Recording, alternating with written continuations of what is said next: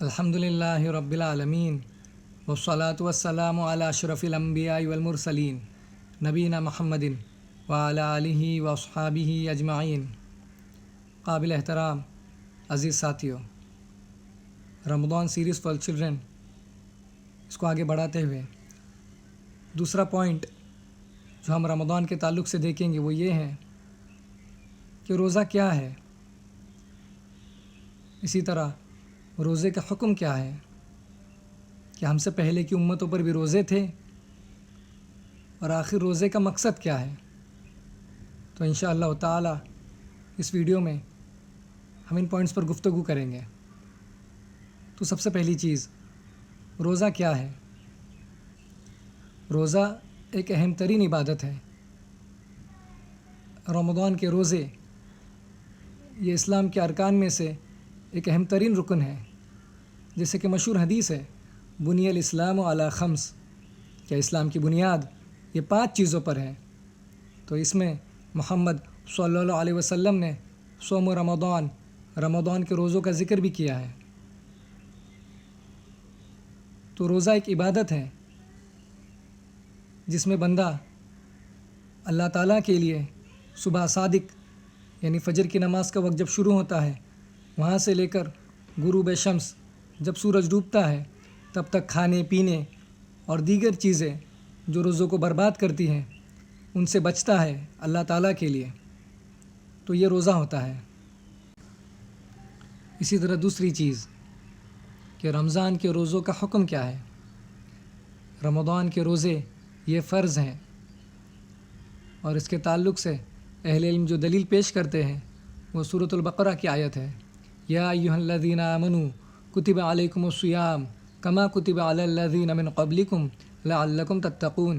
اے ایمان والو، تم پر روزے فرض کر دیے گئے ہیں، تم پر روزے لکھ دیے گئے ہیں۔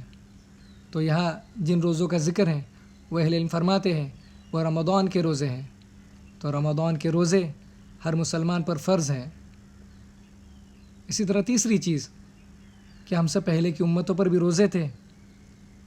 آیت کے آگے کے ٹکڑے میں اللہ تعالیٰ نے اس کا ذکر کیا ہے، کما کتب علی الذین من قبلکم، کہ تم سے پہلے جو امتیں تھیں ان پر بھی روزے فرض کر دیے گئے تھے، یعنی ہم سے پہلے جو انبیاء گزرے، جو ان کی قومیں گزری، موسیٰ علیہ السلام، عیسیٰ علیہ السلام، داؤد علیہ السلام یا دیگر انبیاء، ان کی شریعت میں بھی روزے تھے، ان کی امتوں پر بھی روزے فرض کر دیے گئے تھے۔ اسی طرح آخری چیز کہ روزوں کا مقصد کیا ہے۔ اللہ تعالیٰ آیت کے اینڈ میں فرماتا ہے لعلکم تتقون، یا اللہ سبحانہ و تعالیٰ نے روزوں کے پیچھے کا وزڈم، اس کی حکمت کا ذکر کیا ہے کہ روزے کیوں فرض کر دیے گئے ہیں، کیوں ایک انسان کو ان تمام چیزوں سے بچنے کے لیے کہا جا رہا ہے کہ وہ کھانا نہ کھائے، پانی نہ پیے اور دیگر چیزوں سے بچیں۔ لعلکم تتقون، تاکہ ہمارے اندر تقوی پیدا ہو، بچنے کا مزاج پیدا ہو۔ جیسے ایک روزے دار روزے کی حالت میں حرام چیزوں کے ساتھ ساتھ حلال چیزوں سے بھی بچتا ہے، کھانے پینے سے بچتا ہے، تو یہ اس کے اندر ایک طاقت پیدا کرتی ہے کہ وہ غیر رمضان میں حرام چیزوں سے بھی بچے۔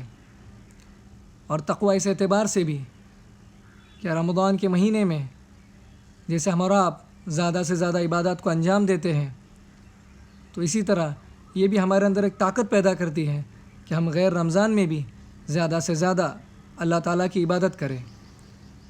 اور یہی تقوی ہے کہ ایک انسان زیادہ سے زیادہ اللہ تعالیٰ کی عبادت کرے اور زیادہ سے زیادہ گناہوں سے بچے۔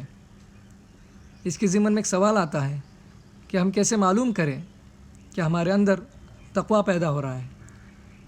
تو اس کا آسان طریقہ یہ ہے کہ ہمارے لیے عبادات کرنا آسان ہو جاتا ہے، چاہے نماز پڑھنا ہو، روزہ رکھنا ہو، قرآن کریم کی تلاوت کرنا ہو یا دیگر عبادات ہو، یہ ہمارے لیے آسان ہو جاتی ہے۔ اور اسی طرح گناہوں سے بچنا یہ بھی ہمارے لیے آسان ہو جاتا ہے۔ تو اس بات کی طرف اشارہ کرتی ہے کہ ہمارے اندر تقوی پیدا ہو رہا ہے۔ لہٰذا ہمیں چاہیے کہ ہم رمضان کے سبق کو ہمیشہ یاد رکھیں، جو کہ یہ ہے کہ ہمارے اندر تقوی پیدا ہو۔ انشاءاللہ تعالی ہم نیکسٹ ویڈیو میں ایک نئے پوائنٹ کے ساتھ آپ تمام کے سامنے حاضر ہوں گے۔ جزاک اللہ خیر۔